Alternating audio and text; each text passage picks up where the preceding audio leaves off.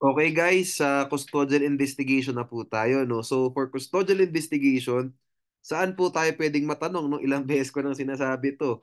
Pwede tayong matanong sa political law at saka sa remedial law, no? Pwede tayong matanong either way. Bakit? Kasi investigation to no? Pag tinanong po tayo sa remedial law, pwedeng ang tanong sa atin, yung bang extrajudicial confession, is this admissible in evidence, no? So ganun ang tanong dyan. Sa political law, same question din po. No? Same thing din. Tatanungin tayo, is the extrajudicial confession admissible? In either case, no? Pareho lang naman po ang mga doctrines, mga principles na kailangan nating i-understand. Okay, so what do we mean when we say custodial investigation? Custodial investigation means any questioning by law enforcement officer, no? Tapos ito yung gusto kong tandaan nyo, no? Wag na yung after a person has been taken into custody. Hindi. Kasi kung papahirapan kayo, dito papasok yan. Deprived of freedom of action in some significant way. So yan po ang kailangan natin tandaan. Tatlo, questioning, law enforcement, deprived of freedom of action. So attorney, paano kung wala namang questioning na naganap? Tapos nakipag-usap siya sa pulis, nagsalita siya sa pulis. Sinabi niya ang kanyang kasalanan. Can we say that this extrajudicial confession is inadmissible in evidence? No. Kasi wala naman pong custodial investigation in the first place kasi wala namang questioning na nangyari. Next, nakalagay dyan, by law enforcement officer o by law enforcement. So pag ang nagtanong po, media, no? Marami pong kumakanta sa media, 'di ba? Maraming umaamin pag natapat na sa camera, no? Na nako-compel sila to speak up, no, sa kanilang mga kasalanan, admissible in evidence din, no? Dito lang nga po sa sentence na to, no, how do we define custodial investigation? Ang dami nang pwedeng lumabas sa tanong at ang dami na rin pong kinuha yung mga Supreme Court cases na sagot, no, do sa kanilang mga legal sa mga issues sa kaso from this definition. And lastly is deprived of his freedom of action in some significant way or in any significant way. Dapat meron pong deprivation of freedom of action. Why? Sabihin natin, ang nagtanong talaga pulis, pero nasa inuman sila. Kung pare, pulis, tapos kainuman niya yung pare niya. O, tinanong, pulis siya. O, pare, ikaw ba, ano ba nangyari doon sa ano? Ikaw ba nanuntok? Ano ba nangyari kagabi? Ikaw ba nanuntok doon sa kapitbahay mo? Sabi nung kainuman niya, oo, ako nga nanuntok. Admissible in evidence po. Why? Kasi wala pong deprivation of freedom. Nagiinuman nga kayo eh. Something like that. Okay, syempre pwede pa rin siyang i-argue na baka sinususpect na siya nung sila pa nagsususpecha na siya nung police kaya tinanong siya so pwede nating sabihin may custodial investigation na. Pero we can also argue na wala namang custodial investigation kasi nagiinuman lang kayo. Walang taken into custody, di ba? At wala pong deprivation of freedom. Okay, anyway, let's go to the next principles, no? The rights under Section 12, Article 3. O yan po yan, no? Diyan nakapaloob yung custodial investigation. This is available when the investigation is no longer a general inquiry of an unsolved crime but has begun to focus on a particular suspect or person. So i-combine po natin, no? Ano yung mga principles na nalaman natin so far dito, no? Combination of everything that we've stated so far, no? So una natin sa People vs. Cabanada, questioning by law enforcement, deprivation of freedom. Ano pa next? There can also be there is also custodial investigation if it ceases to become a general inquiry but is already focusing on a particular person as a suspect. Oh, yung isa ko sinasabi, no? Yung sabihin natin yung police, no? Kainuman niya yung barkada niya tapos tinanong niya about the suntukan kagabi. Kung suspecha na ng pulis na ay baka ito yung ito yung salarin do sa suntukan kagabi, we can also argue na may custodial investigation. Pero kung general inquiry lang siya, alam mo, general na tanong lang, 'di ba? Hindi naman inuman nga eh, 'di ba? In ang context, 'di ba? Paano naman suspecha eh, 'di ba? They're drinking there in their private capacities, okay? O di kung gano'n, we can also argue na walang custodial investigation so admissible in evidence. On the other hand, pwede rin natin argue na meron ng custodial investigation kung particular suspect na yung kaibigan niya. Okay, so apat na principle so far: questioning, law enforcement, deprived of freedom of action. Saka isa pa is, kung hindi man deprived of freedom of action, particular suspect na siya. Next, yung panglimang principle. In Section 2, RA 7438, very important ito. Custodial investigation shall include the practice of issuing an invitation to a person who is investigated in connection with an offense which he is suspected to have committed. Basically, para po yun sa People vs. Andan at saka po itong Section 2 RA 7438, similar sila. Why? Kasi in both scenarios, meron na pong particular suspect. Ang pagkakaiba lang po ng Section 2, mas specific siya. Ano ginawa ng police? Dahil pinagsususpetsahan ng tao na to, inimbita nila sa police station. Pwede po ba namin kayo maimbitahan sa police station? Tanong, ano ba yung purpose ng pag-iimbita? Is this still a general inquiry? Ayan. Or suspect na siya. Okay, so lalagyan natin sa note dito, no? Note, no? Section 2, RA 7438 is similar, no, to the principle in People vs. Andan, no?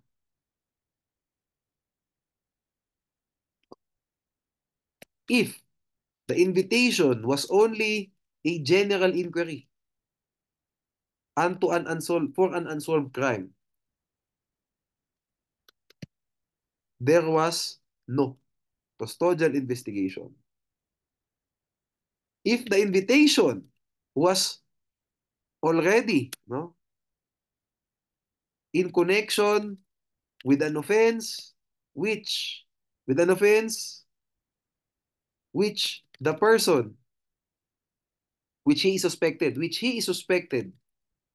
to have committed, there was already custodial investigation. So in other words, no, ang pagkakaiba lang po, ang parang added element lang ng Section 2 RA 7438, so sinabi sa People vs. Andan, yung element of invitation.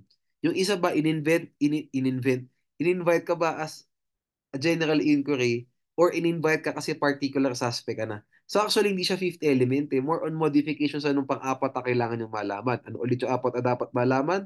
Questioning by law enforcement officers. Okay, tumidilim. Ayan. Deprived of freedom or particular suspect na. That's the fourth thing. O pag particular suspect ka, ano pwedeng pwedeng particular suspect or general inquiry, ano yung pang added element dyan? Paano pag nagkaroon ng invitation? Sige, ilagay natin sa panglima. Kung in-invite ka as general inquiry, wala pong custodial investigation. Pero pag in-invite ka and you're a particular suspect already, custodial investigation na yan. So, ano po ang context nito, no? Ng invitation. Tapos general inquiry. Diyan po pumapasok yung police lineup. O, di ba? Ganyan po talaga, no? Anecdote lang ako ng konti. Ganyan talaga ang Constitu. Kailangan talaga mapagduktong-duktong mo lang yung mga principles na sinabi sa Supreme Court cases. No? That's your job. Like, tingnan nyo to, no? I'm not saying anything new to you guys kasi lahat ng mga to nabasa nyo na. The difference lang is pinagko-connect-connect po natin sila lahat kasi alam naman natin, lalo na sa custodial investigation, maraming doctrines dito. Questioning ni Mayor, questioning ng media members, questioning ng police. Paano pag pumunta na lang bigla sa police station tapos nag-confess ng kanyang mga kasalanan? Di ba maraming scenario siya na nakalagay sa kaso? Ang job ko po dito, ang task ko para sa inyo is to parang patch everything up, no? To connect everything together. Para magmumukha siyang isang magmumukha siyang parang isang straight line.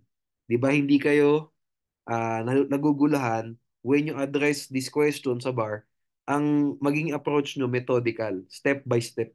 Hindi yung sabog kayo na baka dito lumabas, baka ito yung dadamputin ko, baka ito yung maging helpful na doctrine para masagot ko tong bar question na to. Or baka ito helpful. Di ba? Fragmented siya. Hindi siya connected. So doon kayo mahihirapan. Magkakaroon ng confusion. Ang hirap dyan, pag confuse kayo, baka yung yes nyo, gawin yung no. Yes dapat ang sagot, no. Yes dapat ang sagot, pero no sinabi nyo. And vice versa. No? So yung 5/5 nyo, magiging 2. So sino na ano, 'di ba? Sino nahirapan? Tayo. Okay, so ganyan.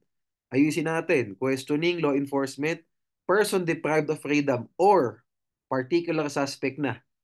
And ang added element dyan, sa particular suspect, pag inimbita ka ba ng police, na pumunta sa police station, general inquiry lang ba siya or particular suspect ka na? Ano po ngayon ang example ng invitation where it is just a general inquiry into an unsolved crime? Yan po yung police lineup. O, di ba? Naipasok natin yun. Four na lang to. Four. Pero si Anto ba kayo nakalagay sa kaso? Police lineup is not custodial investigation. Di ba napapagtahi-tahi natin lahat? Bakit po ang police lineup hindi siya custodial investigation kahit na inimbitahan ka? Kasi yung description mo probably nagmamatch doon sa sinasabi nung eyewitness. O, sabihin natin may tattoo. Sabi nung eyewitness may tattoo po na lalaking may katangkaran tapos medyo maitim.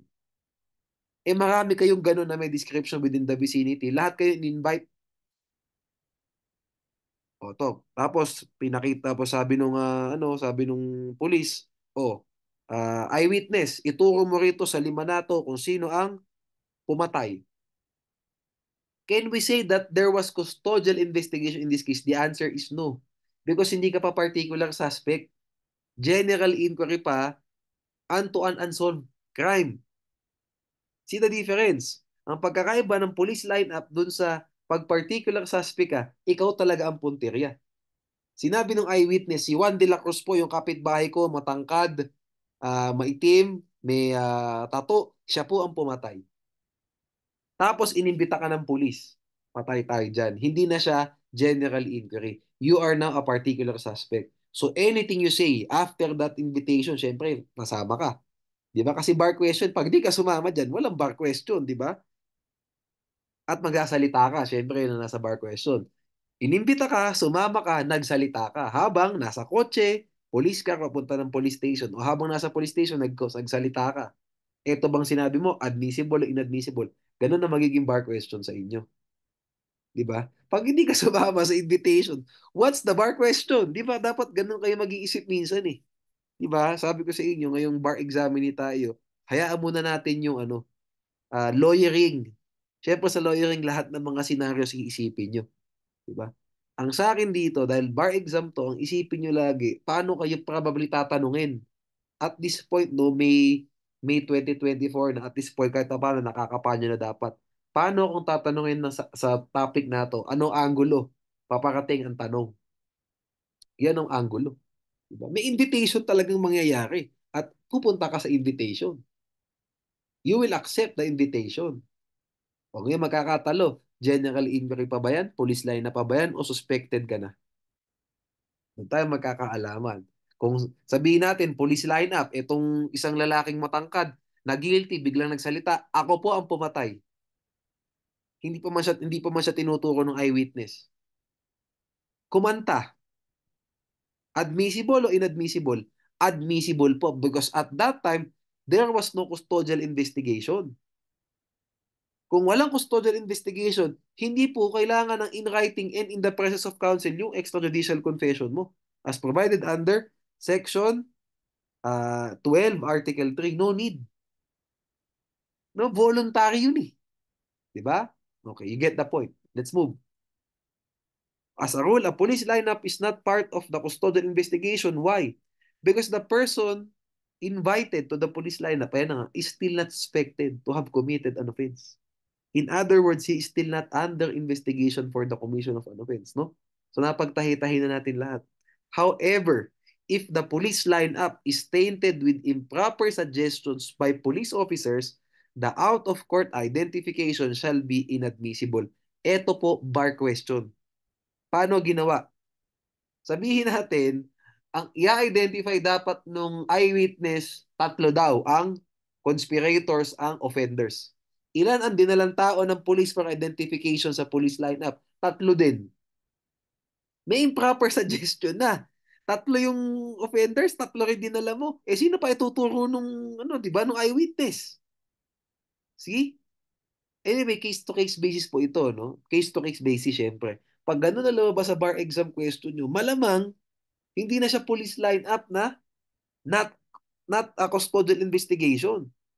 Sige, sabihin natin police lineup siya. But that police lineup was already part of custodial investigation. Why? Yun na naman, babalik na naman tayo. Kasi this person, silang tatlo, they were already suspected of the commission of the crime. Diba? Kasi meron ng improper suggestions from the police. Okay, so yan. Example, no? So, yep, okay. A and B were charged with kidnapping. No? She was invited by the police to identify the carnappers. Prior to that present, prior to the said presentation, she did not describe the features of the carnappers to the police. Wala siyang sinabi. At the police station, ano ginawa ng police? The police presented A and B to C. Later, and C identified A and B as the carnapper. So based on the identification of C, the RTC found A and B guilty of carnapping kasi eyewitness yan eh. Di ba? Matinding ebidensya yan. Okay? A and B appealed the decision, contending that the out-of-court identification was unconstitutional. They contended that the police show-up was conducted by the police since only the two of them.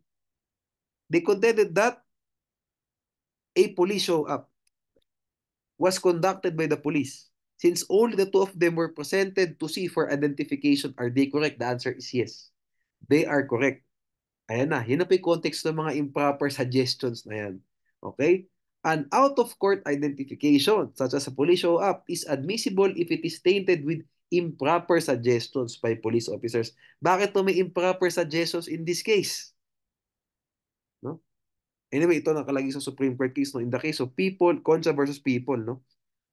Courts have adopted the totality of circumstances test where they consider the following factors, no, in resolving the admissibility of an out-of-court identification. First is the witness's opportunity to view the criminal at the time of the commission of the crime.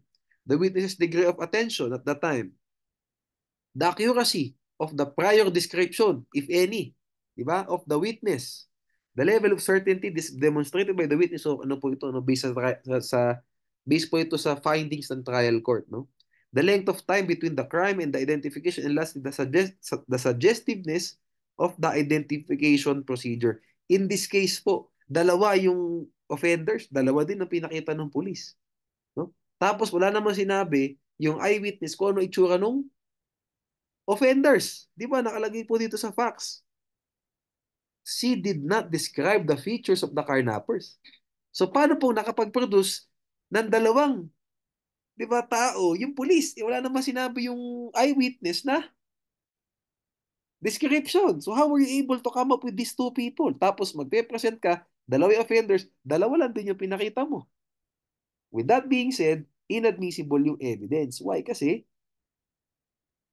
uh, there was already improper suggestion from the police officer. So yung pong police lineup, actually, hindi na po siya not part of the not part of the custodial investigation. Instead, actually part na po siya ng custodial investigation kasi nga the police already suspected A and B of the commission of the offense. No?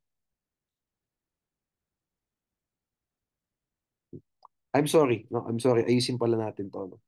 Ang ano pala nito, ang hindi, no? This must be ano pala. Kasi nga pala yung custodial investigation, this is for the purpose of admissibility of extrajudicial confession. I'm sorry, ayusin natin to. Ito pong out-of-court identification.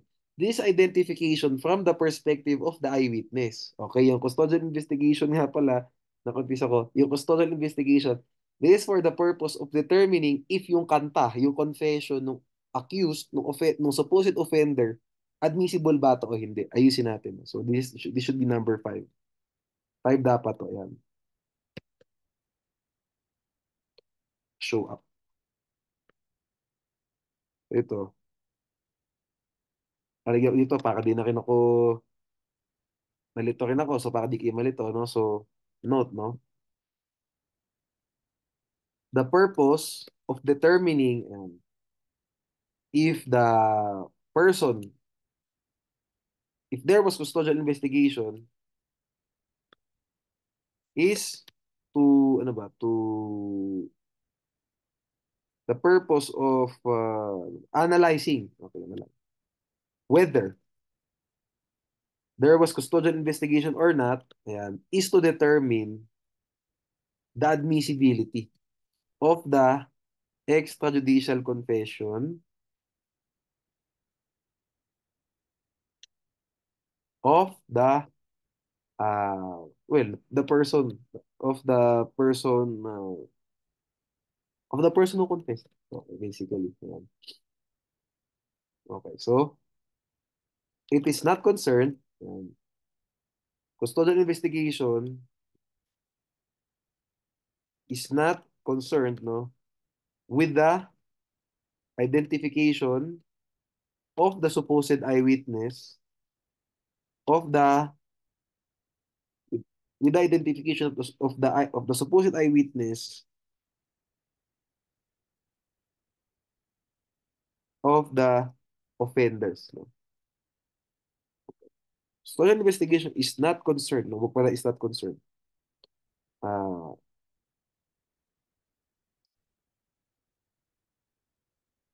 the purpose of custodial. Okay, anyway, pwede na po. Okay, so number 5, ayan. The out of court, ayan. Saan natin ipapasok na ganun? Identification of an eyewitness is inadmissible. Ayan. If there was improper suggestions from improper suggestion from the police. Ayan. Ayan, no? Di ba pati ako na-realize ko din. No? Ayan. Tapos number 1 to. 2. Yun. Okay, tapos tab natin dapat to. Okay, tab.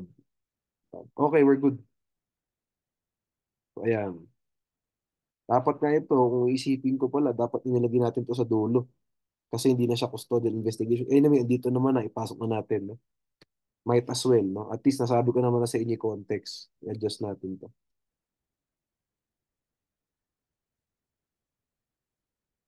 Okay. We're good. Ulitin natin, no? Custodial investigation, the purpose of analyzing whether there was custodial investigation or not is to determine the admissibility of the extrajudicial confession of the person who confessed. Custodial investigation, no? Ah, di pala. We apply, yun na lang. Different rules to determine, yan, the admissibility of the identification of the supposed eyewitness of the offenders. Tama ba yun? Determine the admissibility of the identification of the supposed eyewitness of the offenders out of court. Yeah. Identification of the supposed eyewitness. Okay. Na lang.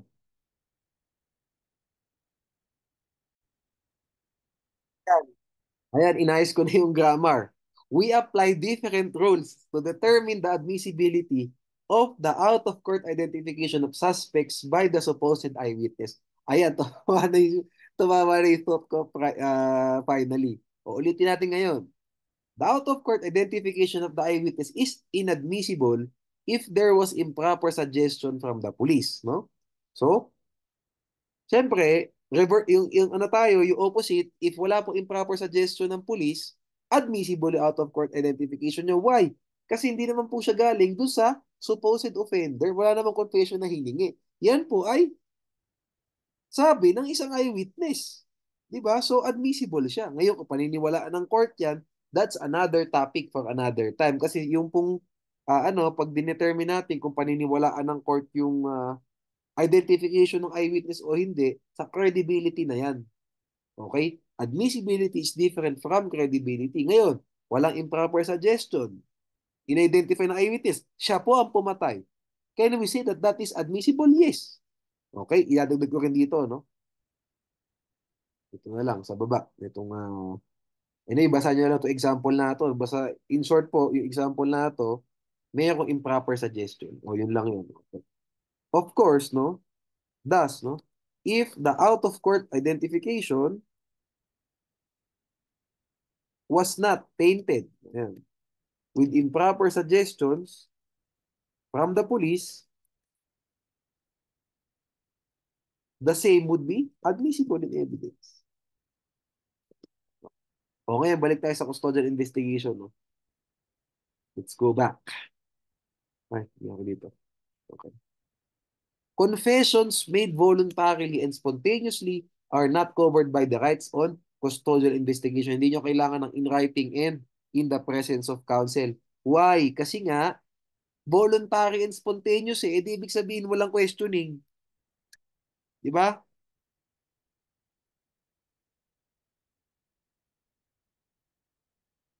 Okay. To be under custodial investigation, there must be a questioning done by law enforcement officers. Okay?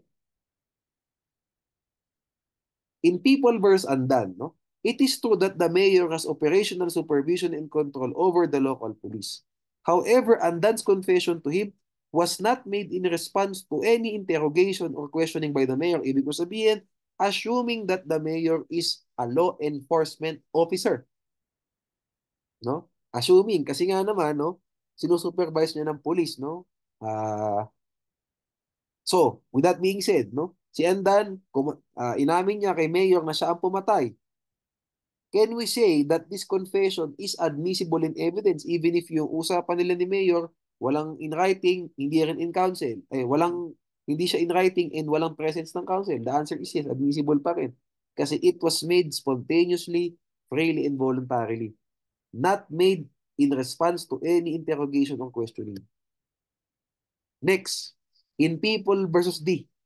They just went to the police station and made an oral confession that he had shot a tourist and that the gun he had used in shooting the victim was in his bar and so on and so forth.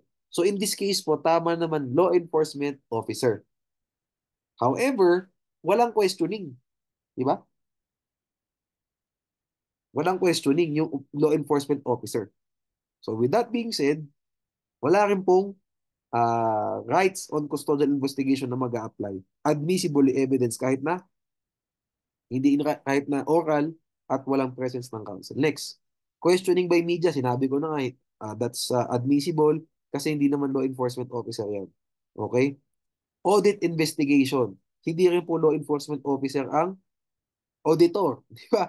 Hindi. Police, military na mga law enforcement officers, no? A person under normal audit investigation is not under custodial investigation because an audit examiner can hardly be deemed to be the law enforcement officer contemplated in the role. Okay, you get the point, no? NBI, yan, law enforcement officer yan. Okay, PIDEA, you get the point, no? Let's go to administrative proceedings. No? O sabihin natin,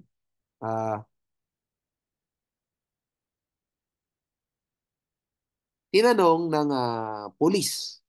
No? Talagang no, suspected siya na may ginawang krimen. Okay. Tinanong siya ng pulis, ikaw ba pumatay? Sabi nung lalaki, opo. Opo ang sabi. No? Yung tao, sabihin natin PRC, ano siya, professional siya, no? PRC ID holder. Okay, sabihin natin licensed professional siya. O tinanong ng pulis, ikaw ba pumatay? Sabi niya, opo. Hindi in writing, hindi rin, wala rin counsel. Okay. Ngayon, may dalawang kasong pinailaban sa kanya. Yung una is homicide. Pangalawa is administrative case to remove his license to tawag dyan, yun nga, to strip him of his license, no? Para din siya maging PRC professional. Okay, ngayon, unang tanong, doon sa criminal case, yung bang confession niya na sinabi sa police, is this admissible or inadmissible? The answer is inadmissible yan kasi he was under custodial investigation at the time. And the confession was made orally and not in the presence of counsel. Ngayon, sa administrative case, di ba PRC case no? Nagkaroon siya ng kaso para tanggalin yung lisensya niya. Ginamit din yung confession niya na yun. Di ba? Oral. Is this oral confession admissible? The answer is yes. Okay? In custodial investigation, the person is under investigation for the commission of an offense. Ano context niyan? Criminal case.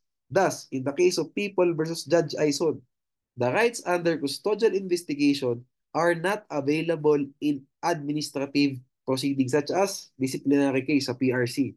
Okay? Hence, the uncounseled admission of a person to be used in an administrative proceeding shall be admissible.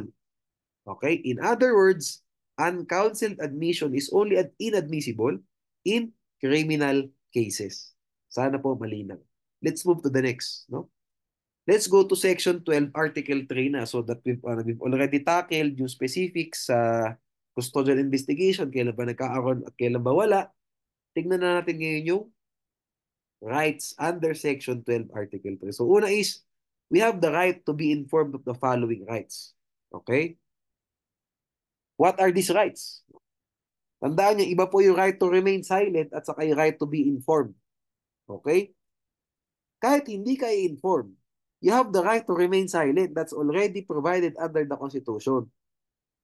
Okay? Hindi porket hindi ka binasahan, hindi ka sinabihan ng inaresto ka ng may karapatan ka sa isang abogado, kung di mo kayang mag-secure ng abogado, pwede kang bigyan ng gobyerno, no? Something like that, no? Yung Miranda rights in Tagalog, hindi ko alam kung paano Tagalogin yan. Alam ko kasi English, no?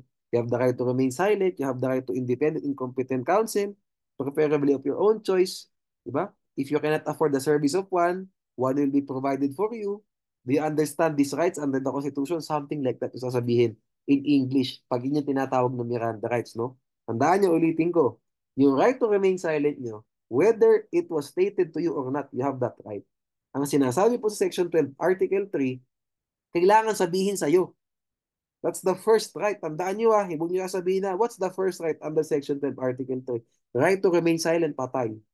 The first right is the right to be informed. Okay? Of the following rights. What's the first one? Right to remain silent. Ang pangalawang right niya. Next is, right to independent and competent counsel, preferably of your own choice. Next is, right to be provided with counsel if you cannot afford the services of one. Next is, no, ito sa next sa ano to, no, iba na tong mga topics. You shall not be subjected to force, violence, threat, or intimidation which vitiates free will. And lastly, confessions or admissions obtained in violation of these rights are inadmissible in evidence. Ito pong not to be subjected to torture, magandang ipasok dyan. Bakit? Kasi paano po bang nagkakaroon ng extrajudicial confession na illegal? No? Isa pong senaryo to. O, nahuli, naaresto. O bago pa magkaroon ng counsel yan, gugulpihin. Pagtapos ng gulpihan, paaamin. O, ikaw na pala pumatay may sinulat ka ng extrajudicial confession. Ganun ang galawan. Kaya po inilagay, yan ang context niyang not to be subjected to torture na yan. Force, whatever. Violence, wala palang torture. Threat or intimidation, why? Kasi ang context niyan, itong tao gugulpihin para magkaroon ng extrajudicial confession. Kaya inilagay na rin dyan. Okay? Sige, let's go. Right to be informed of these rights. The right to be informed contemplates the transmission of a meaningful information rather than just the ceremonial and perfunctory recitation of an abstract constitutional principle. Yan lang po ang hirap minsan sa mga cases natin. No? Malalalim yung salita. Aminin po natin no, sa hindi, talagang pang expert sa English yung mga dialogue, yung mga salita. No? Basically lang po, no, ang ibig lang po sabihin nito, when the police must inform you, must make sure that you know your rights, must make sure that you heard and you understood your rights upon being arrested. Yan lang po yun. Kaya nakalagay dyan, transmission of meaningful information. It is meaningful to you. It means something to you. You know what your rights are. It's not just a ceremonial and perfunctory recitation. Pag sinabi mong perfunctory, what does that mean? No? Ang hirap na salita, nabulol ako. It just means quick, brief, hasty, hurried declaration of your rights. Di ba dapat hindi ka nagsasalita dyan na parang uh, nagbabasa ka lang ng libro? Okay? Kailangan kung police ka, i-make sure mo na yung kausap mo, inaresto mo, alam niya kung ano yung rights niya, basically, no? Kaya ano yan?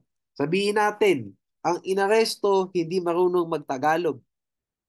Hindi mo tinanong kung alam niya magtagalog o hindi. Sinabi mo yung Miranda rights niya in Tagalog. Ang tanong, Na-violate the rights niya under the Constitution? The answer is yes. No?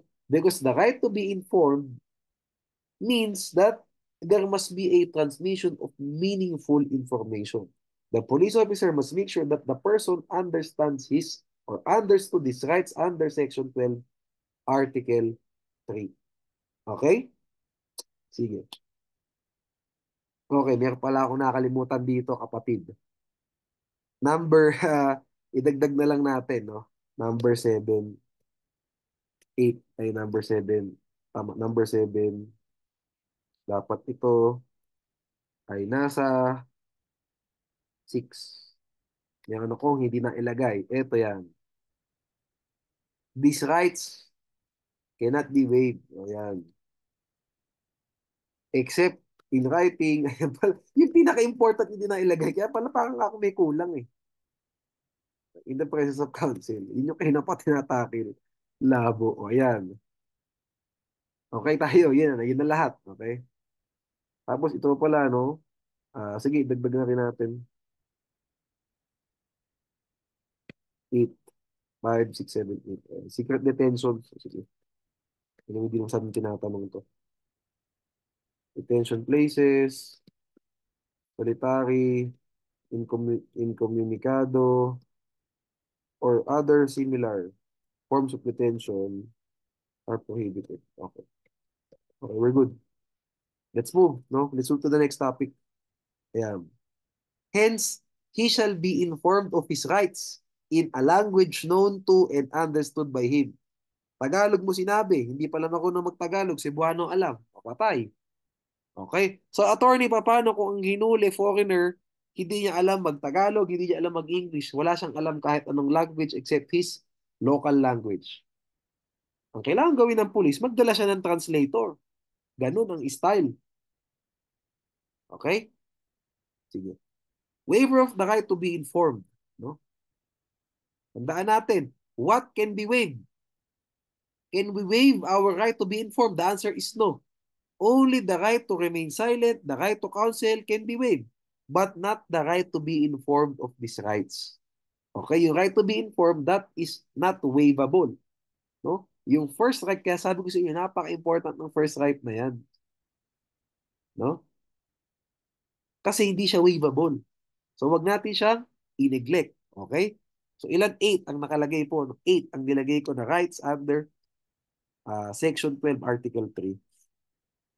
Okay? So, extrajudicial confession while under custodial investigation, when is this valid?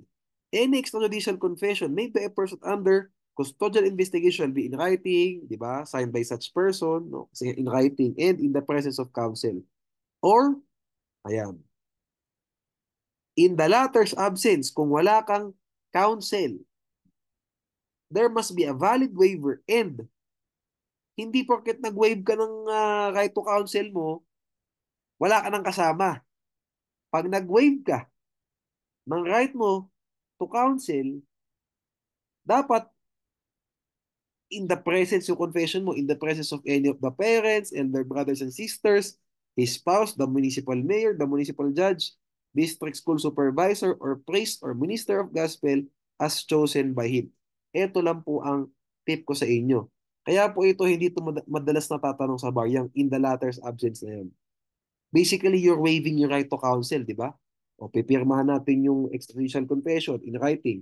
Inaamin ko na ako pumatay kay Juan de la Cruz. Sabing ganun. Kailangan may counsel ka. Di ba? Habang pipirmahan mo to. Paano kung wala kang counsel? Can you waive it? You can waive it. Mag-execute ka ng valid waiver and on top of that, kailangan ideally andyan yung parents mo and so on. Okay? Ito ang point ko. How can there be a valid waiver? You can only waive your right to counsel if that waiver is in writing and signed. And there is also presence of counsel. Okay? Otherwise, the waiver shall be null and void and of no effect. That's why, para po sa akin, napakahirap at napakadalang mangyari ito. Kasi kung may counsel ka in the first place, ba't mo pa i-waive? Why do you need to execute a valid waiver? Di ba? And the valid, yung valid waiver, kailangan mo rin ng counsel to execute this. It's redundant, di ba? How do you execute a valid extrajudicial confession under custodial investigation? Writing signed in the presence of counsel. How do you waive your right to counsel? Writing signed in the presence of counsel. So, di ba, basically, bumaba ka lang, yun din naman na requirement. Eh, di doon ka lang sa taas. Kung wala yung taas, malamang wala yung baba. Kung wala kang counsel, for an extrajudicial confession, for a valid extrajudicial confession, malamang wala kang counsel for a valid waiver. Either way, that confession is inadmissible. That's my point. Di ba? No. Pero naget ko naman po yung wisdom ng law, no? Bakit pwedeng i-waive? Tama nga naman pwedeng i-waive. Pero yung pag-waive dyan, mahirap din. Di ba? So basically, parang kung isipin natin, ang wisdom po dyan is dapat talaga may counsel ka. Either way. Hindi pwedeng sabihin ng police, nag-execute naman po kami ng valid waiver. Ito, in writing, pinirmahan nung akusado, tapos meron po siyang waiver na in-execute. Di ba nakikita niyo ni wisdom bakit parang redundant? Kasi nga, gumawa din ng law to address that scenario. Kahit sabihin ng police, no, ng huling police na, may waiver po. Yan bang waiver na yan, may lawyer siya. Kung walang lawyer yan, inadmissible yan. See? Yung buo na yan. Kasi there was an invalid waiver. So dapat hindi po na-waive yung right to counsel niya. Paano ka magkakaroon ng valid waiver? Kailangan mo rin ng counsel. So basically, parang ginawa po ng law, talagang pinirevent yung scenario kung saan walang counsel. Yung akusado. Akusado in this case kasi magkakaroon ng kaso di ba? Kung wala namang kaso, what's the bar question, di ba? You get the point. Okay? So, valid extrajudicial confession, how does this happen? Writing, presence of counsel. Or, writing na lang nilagay ko dito kasi pag in writing, malamang sign. Pinaiksi ko na lang, no? Sige, dagdag ko na nga. Mahirap na. Baka sabihin, mali ako. Writing sign. O, ayan. Isa naman, writing sign. Absence of counsel, there must be valid waiver, presence of any of the PES, MJSP. No? Nag-abbreviation ako, pero sige, maganda kung wag na, no? PES, bakit PES? Yan yung mga kamag-anak, parents, siblings, elder brothers kasi elder siblings at saka spouse, kamag-anak.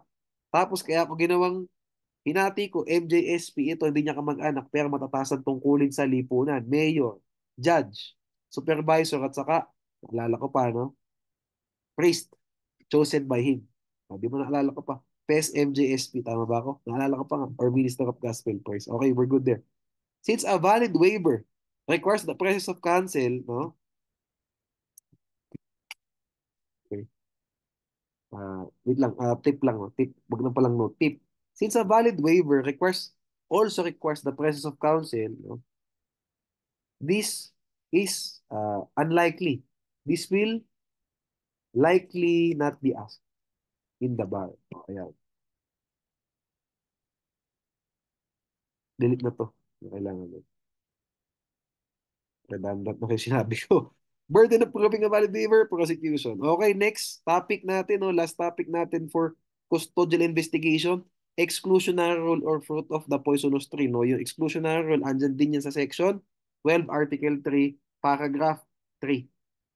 Okay? Any confession or admission obtained in violation of this or Section 17 shall be inadmissible in evidence against him. So that sentence, no, number 3, yung third paragraph na yan, sentence, no, exclusionary rule.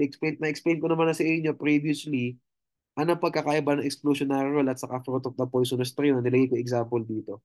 In the case of People versus Alicando, the pillow and the t-shirt with the alleged blood stains were evidence derived from the uncounseled, illegally extracted, from the uncounseled confession illegally extracted by the police from the appellant. Such pillow and t-shirt are also inadmissible in evidence for being fruits of the poisonous tree. Ayan. Tapos galagin na lang ako dito. Okay. The uncounseled, no? Illegally, the uncounseled confession, okay, itab natin. The uncounseled confession, okay, illegally extracted by the police is inadmissible in evidence pursuant yun to the exclusionary rule. Yan. Meanwhile, the pillow yan, and the t-shirt are also inadmissible in evidence for being fruits of the poisonous tree. Ang poisonous tree po yung exclusionary rule. Get? Okay, tayo dyan. Next video, babalik po tayo ulit sa freedom of religion.